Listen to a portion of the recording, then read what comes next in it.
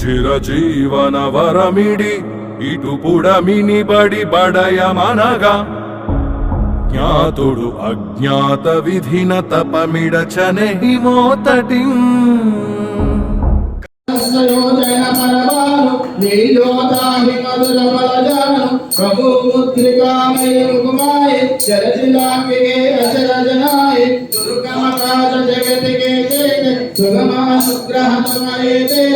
విలయమునాలయమున కడపాపగం కదిల పృథిని కదన ధ్వజము Jaya Hanuman.